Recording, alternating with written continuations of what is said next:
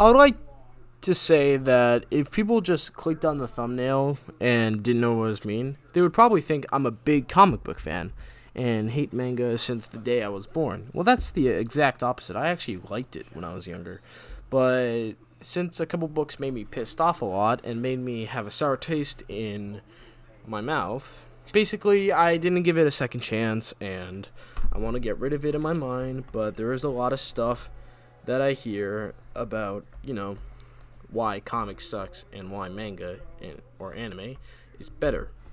But in my opinion, it's just ain't it, chief.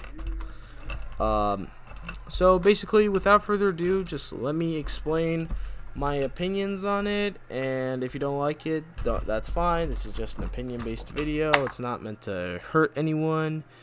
And if you do agree with some of my opinions, that's great. I would love to talk about this more in the videos, or I'm just gonna make this a one-time thing. So if people have a problem with this, or makes like a video to gets rid of all my points and stuff, then that's perfectly fine. You guys can make a video like that. I don't mind the free advertisement and stuff. But you do you. Alright, so without further ado, let's get started.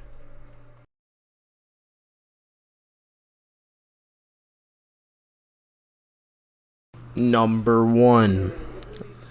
Comic books are dying and manga's winning.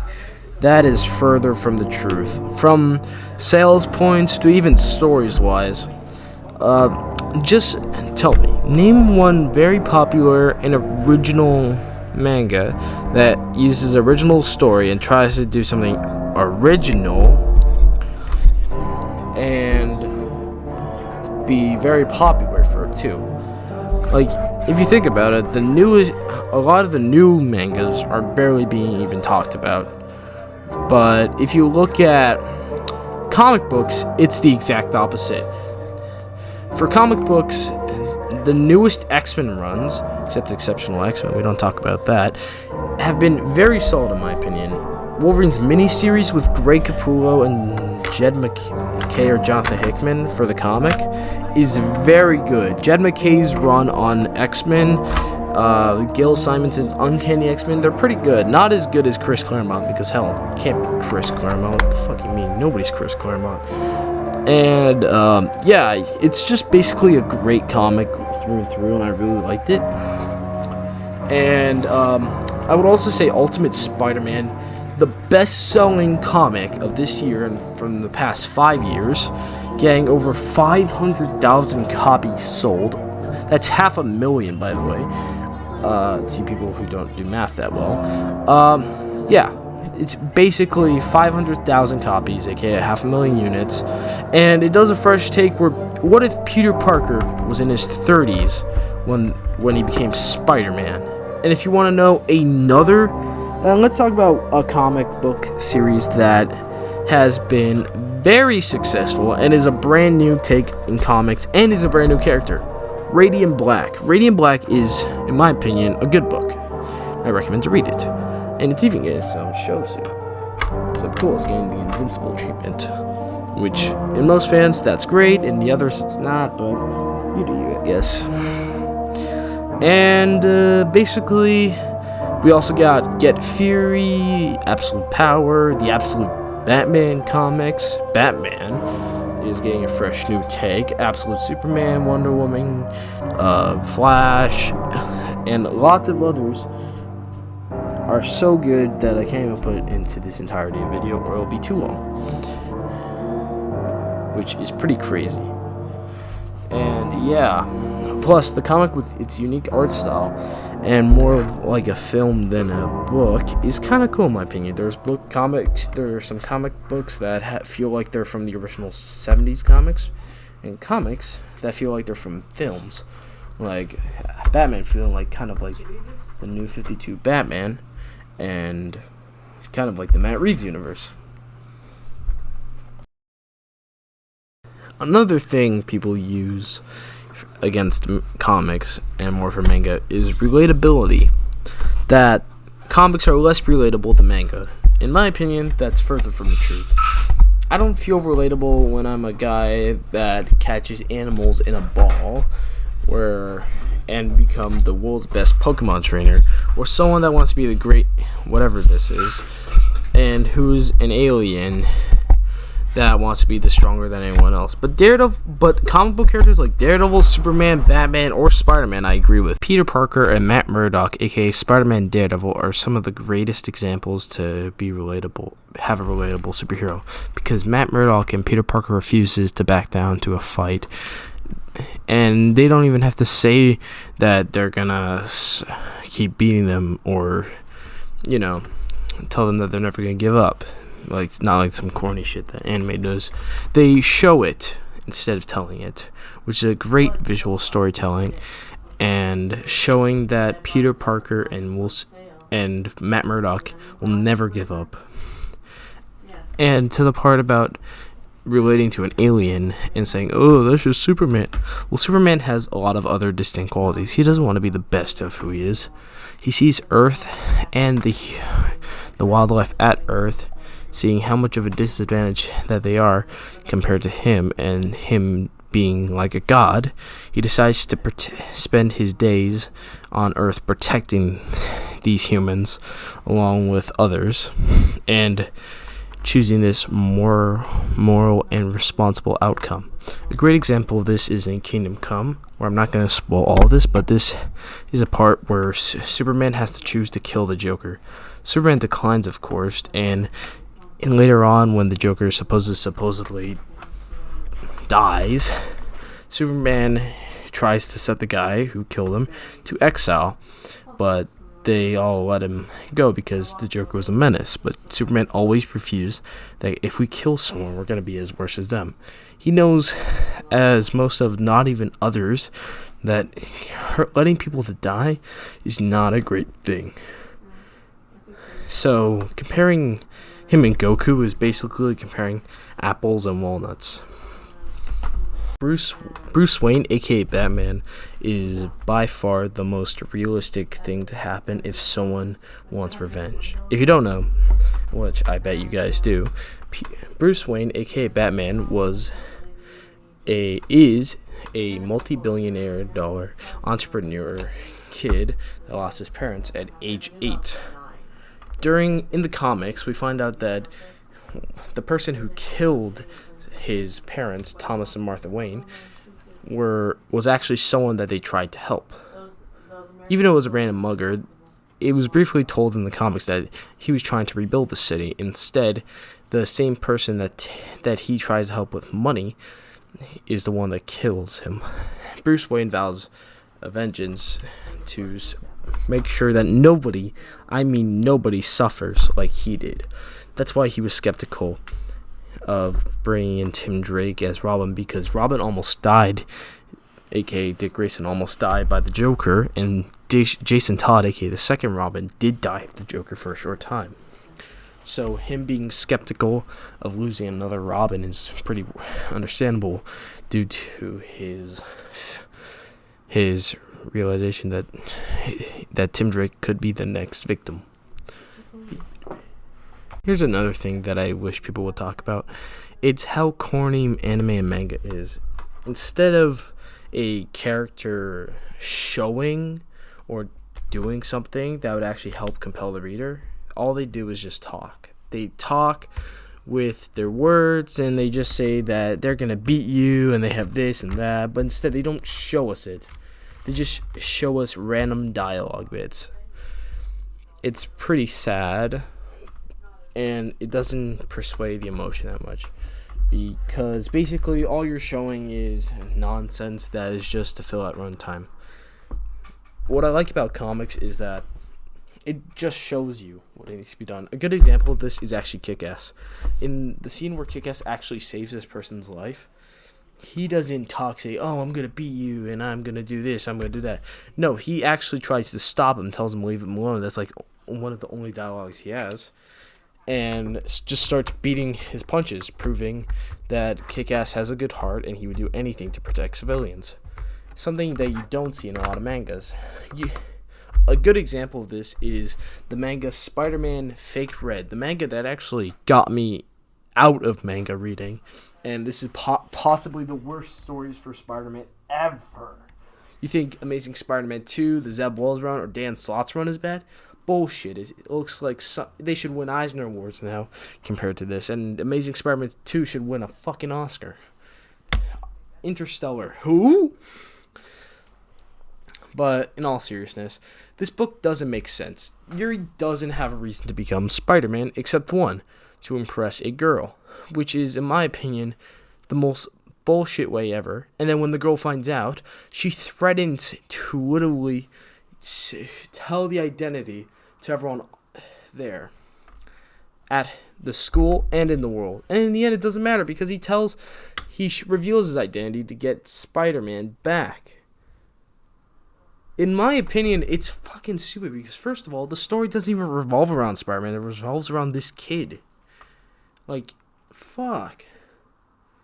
If you didn't want to have Spider-Man a story, actually have Spider-Man, a different person be Spider-Man, just have Miles Morales, Ben Reilly, Kane Parker, hell, even fucking Gwen Stacy, or even his actual daughter, Mayday Parker. But no, that is too bullshit for everyone. It's pretty dumb, and sadly, people are okay with this story, and I'm not. And it's just a pretty annoying story, after all. Oh yeah, I do have this other thing that would help with comics and why comics are better than manga. The X-Men. And here's my final thing with people saying it is. People say it's easy to read this manga. It's easy to do this, easy to do that. Which I kind of agree in my opinion, but they can't say all comics do this because they're just denying that we don't literally have comics that literally start with number 1. I'll give you an example. Spider-Man starts in Amazing Spider-Man 1, but it first starts as a pre-written book just for like a strip for Amazing Fantasy, issue 15. But that was supposed to be just a one-off gag, and the true story actually starts at issue 1. It only starts at issue 1, and if you want to read the next issues, the other issues, you can read them Spectacular Spider-Man, issue 1, all the way to Web of Spider-Man, issue 1, and the rest of Spider-Man's issue 1. But the main story you should always read is issue 1 of Amazing Spider-Man, all the way to the recent.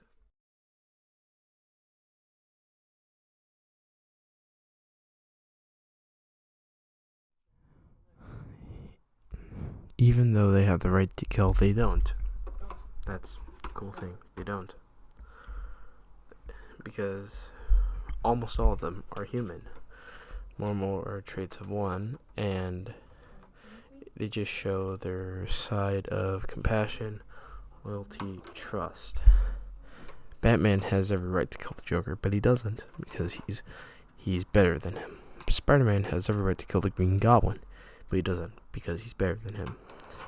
And Daredevil can kill Bullseye, which he almost does in the comics, but he doesn't because because there's one thing that they all have.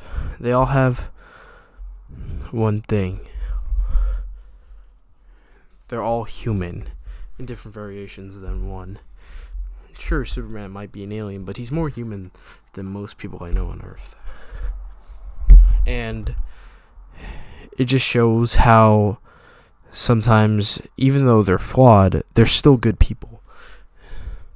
Spider-Man will always try to help people, even though he might need help himself, and will not ask anything in return. Batman protects people from fear by dealing with fear itself. Superman is an alien that was born on Earth and was bullied as a child along with Matt Murdock, but they don't use the hate that they got to fight back. They use the hate to protect people that has dealt with the same thing they dealt with. And in my opinion, it's pretty great. You wouldn't see these in these manga books because they don't want to talk these characteristics, more money in the action. But in my opinion, it's dissatisfying. You always got to tell about your characters, your traits, their qualities, and everything in between. Sure, characters don't even have to be good. We got Punisher, Garth Ennis's The Boys, Uh, and of course, who can forget Doctor Doom? These guys are great written characters, except Homelander, kind of. It just shows of how bad they are, but sometimes you can relate to them. Sometimes you can probably relate to them, but other times you fucking can't. Like, Punisher killing a predator is actually a pretty cool thing in my opinion, and it's pretty ballsy. Good job, Frank. But a lot of characters like the Joker, Bane, Doctor Doom are some of, if not the most evilest peoples. And don't get me started with fucking Reverse Flash. If people try to sympathize with him, it's like one of those like Jeffrey Dahmer it's in 2021. These people are meant to be evil, and that's pretty cool. You hear these people to be evil, but they don't show. They just tell. In comics, they literally show. Reverse Flash shows Barry flashbacks of all the stuff he has suffered from a child and telling him that this was all him, including killing his mother. Joker literally killed Jason Todd and shot Batgirl right in the hip and did some freaky stuff that even Diddy would probably do if he had the chance. And Doctor Doom, he's literally a dictator. That's evil beyond well, he's kind of like not the evilest out of anyone, but he's still pretty evil. And Bane, don't get me started with Bane, the only man to break Batman's back, to defeat the Dark Knight. The Bat was beaten because of this man right here. If you take everything from this, I just recommend reading these comics so you can probably be interested as much as I am. Daredevil Born Again, Batman Year One, The Dark Knight Returns for some example, Watchmen. That Batman the Killing Joke is my favorite Batman story and possibly a must read. Frank Miller and Klaus Jansen's Daredevil run. Of course, we can't forget about Grant Morrison's Superman, which literally has hope, and most of the panels I've seen in the videos with the Starman memes is literally from that book. And it's just, there's a lot of stories I can talk about, but I will not be able to make this into a separate videos. If you guys want, I need 100 likes to have all the comics that I really love and that are some of the best comics ever. Just let me know and I'll make a whole listing and ranking of those comic books that I like. And yeah, thank you for it, guys.